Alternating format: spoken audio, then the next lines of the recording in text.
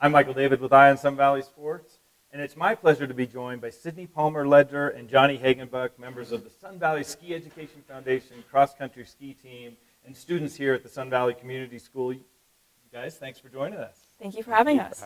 So I wanted to have you on to talk about your accomplishments with the Sun Valley Ski Education Foundation cross-country ski team, but specifically your recent accomplishments in Finland representing the United States.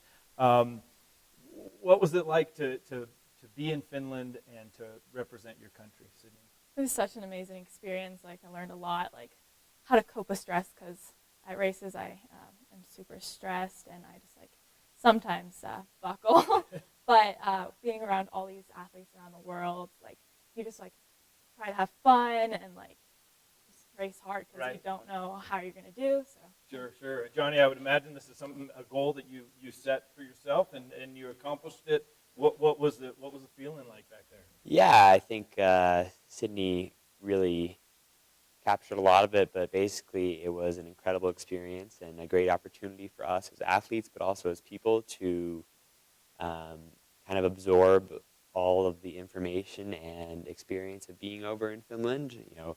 In addition to being very cold and dark, there were some really incredible athletes there, and some great scenes and some great competitions. So that's fantastic. So you were a member of the gold medal winning cross-country team. Tell us a little bit about your teammates, that race, and did you go into it thinking we're gonna win this thing? Yeah, so I was a member of the 4x5 kilometer relay team. So I was joined by 3 of my teammates, 2 of whom are from Anchorage, Alaska, and the person who started off the relay was our first leg, which is known athletically as the scramble leg in relays. Okay. Explain to me quickly the scramble leg. Why did they call it that? They call it that because,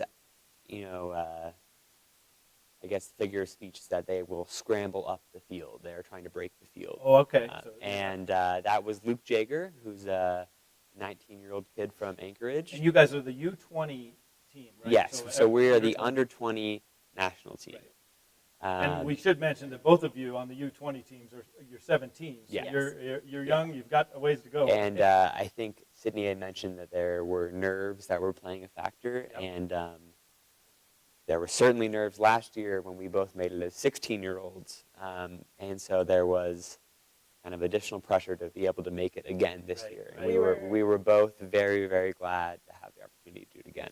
Last year, since we were 16, we were unable to go, but we went to Finland for the Scandinavian Cup. Right, and that experience in Finland prepared you probably a lot for what you were to expect. Now, but again, U.S. team has not won this relay, correct? No, we were in territory that is fairly unprecedented in U.S. cross-country skiing. Of course, the only time we've gotten a gold medal at a world championship competition was Jesse Diggins last year in the team sprint in Pyeongchang with Keegan Randall. But there's actually a different designation for Olympics versus a world championship event. They alternate years. And so this was actually our first World Championships gold medal, and it was also the first World Championships men's medal, save for the year prior when we were unable to go. The men's relay team actually got silver. So continuing off of that, you had asked if we had gone into it with any apprehension or nervousness, and I would say that no, we maintained this conviction that we were no longer underdogs. Among kind of fabled competitors from Russia, Norway, Sweden, Finland, and any number of other countries. And so we had this mindset that there was no one that we couldn't ski with, and that we had a very legitimate chance of not only doing well, but winning the race. And so as I mentioned, Luke was the scramble leg. And then second leg, which was also classic, was Ben Ogden from Stratton Mountain School in Vermont, but he now attends UVM. And then I was the third leg. And then the third leg is skate? Yeah, so the third leg is skate. The first 2 are classic, and the third and the fourth are skate. And then I tagged off after my leg to Gus Schumacher, who was our anchor. And then he brought it in, and we won the gold.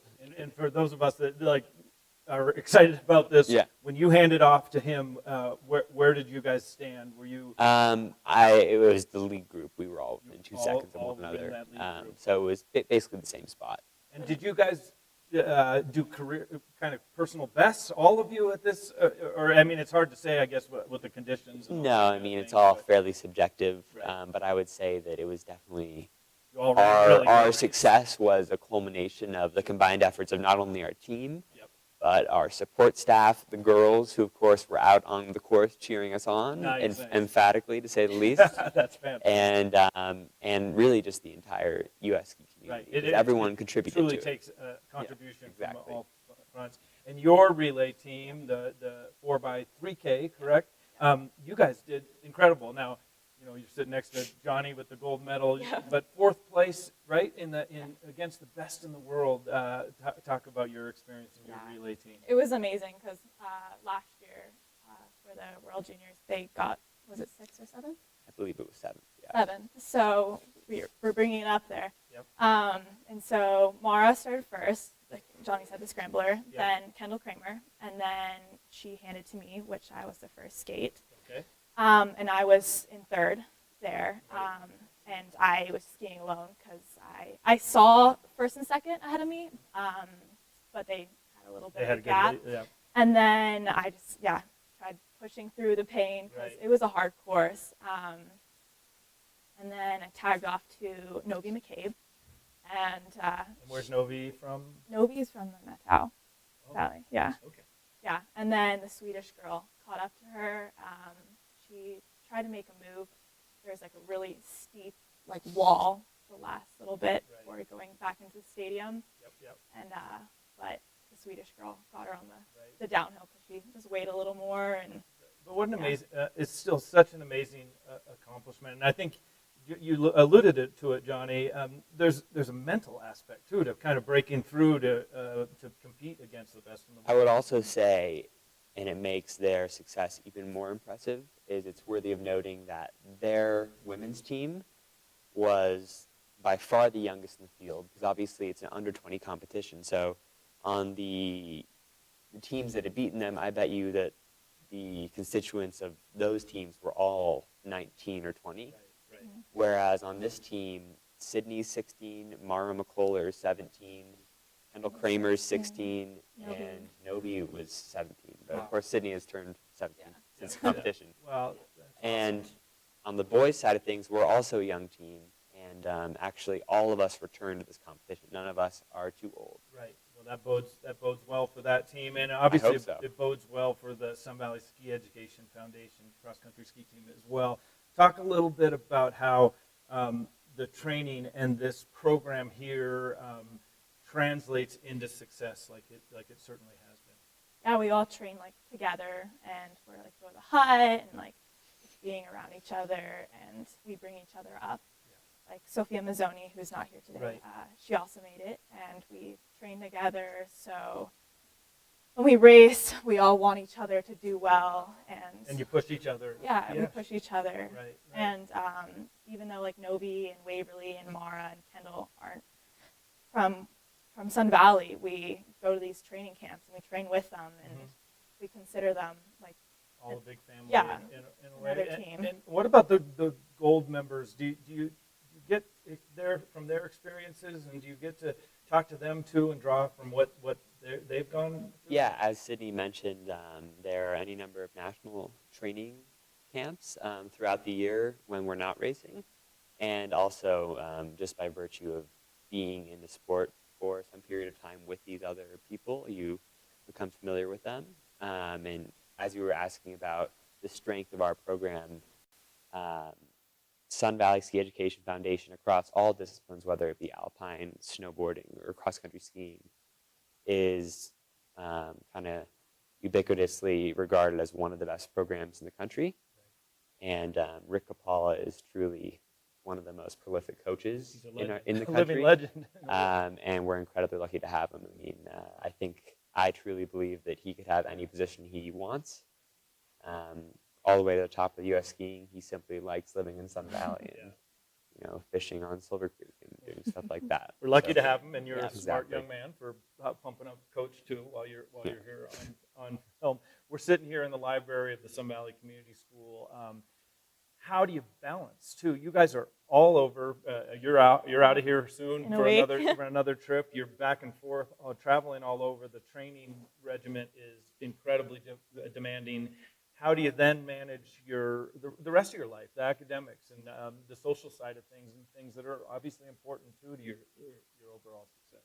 Yeah, like when you're over in Europe, you have your social side and you try to hang out with people and you try to meet new people from different teams, but you also have to like take a moment and like do some homework and talk to teachers. And for me, I leave in a week, go back to Europe. Yeah. So I'm talking to teachers now, trying to talk through some tests while I'm over there, getting stuff done now. Right. Yeah. I mean, you're 17. All this stuff aside, right? You're still learning how to do it. So there are kind of 3 different entities that we're associated with, and all of them are interconnected. There's the Sun Valley Community School, obviously, Sun Valley Ski Academy, which is that's basically located in the dorm, and there's obviously the Sun Valley Ski Education Foundation, and those 3 organizations work together really harmoniously, and they're very, very good at accommodating absence, and they instill in us values like as Sydney mentioned, getting our homework done while we're there. And I think that a lot of credit goes to the administrators for creating a schedule that will accommodate us, as well as the teachers who are incredibly accommodating of our absence, so again, and helping us catch up. Like your relay teams, it's taken a whole team exactly. to pull it all together. Yeah. And I'm sure there's great appreciation from you guys and then from everyone else too, to see what you're accomplishing with it. That's incredible. I ran into Coach Kapala on the way over here, and he asked me just to ask you guys, how do you keep that fire burning? I mean, you're a elite mountain biker. You in the off season, Johnny, you're training so hard. What keeps that fire burning? For me, I just love racing and just seeing how I compare against kids from around the world, and like each year seeing how you can do better and like.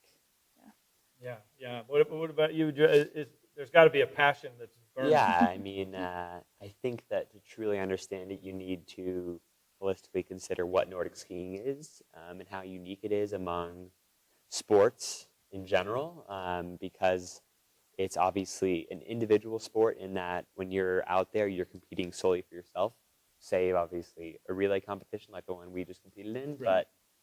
But there's also a really strong team aspect of it. So I think that a lot of my personal motivation and drive in the sport is associated with that aspect of it. The part that's not individual, the part that's associated with the community and the places that it will take you and the people you'll meet doing that. I mean, I think that the sport and the demands that it places on you both physically, mentally, creates an environment that fosters and attracts a certain type of person. And I would say that that's one of the main benefits and best aspects of cross-country skiing. Well, you guys are to be congratulated for your accomplishments. It's going to be fun to keep watching you. Your juniors, you guys are juniors here at school, and obviously with some years to go on that U20 team, and then into the future. You're doing a great job representing our community, like you said, as well as the Sun Valley Ski Education Foundation team and the nation. And keep it up. And it's been fun to watch you up to this point. We'll keep our eyes on you. My guests have been Sydney Palmer-Ledger and Johnny Hagenbuch, members of the Sun Valley Ski Education Foundation cross-country ski team. Thanks for watching.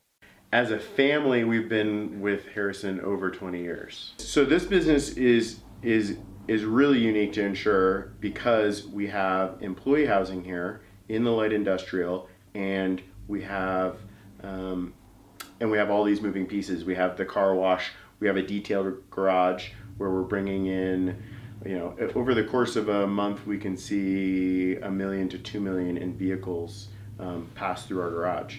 Nathan has been, his phone line is always open to me. And that's been huge. It's a real personal relationship.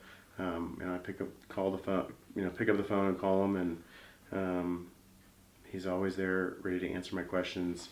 He's really quick with getting back to me. We have a complex insurance needs, insuring hazard. These are kind of considered hazardous sites. They require special coverage because they're gas stations. And he's been able to navigate that from personal business through and through. So Harrison Insurance was instrumental in getting us good, being well covered at a good cost basis. All of these pieces need to be considered, and when I've got my back turned and I'm focused on the business and the people and the aspects of the business, it's nice for me to offload this responsibility, which is a big one, to make sure that all my bases are covered. I need to know that if something happens, if a plane crashes into the lands short of the runway and lands on the business, that we're going to be covered. And with Harrison Insurance, I know I'm confident that they've got my back and that they've set me up for success. Harrison Insurance, for all of your insurance needs.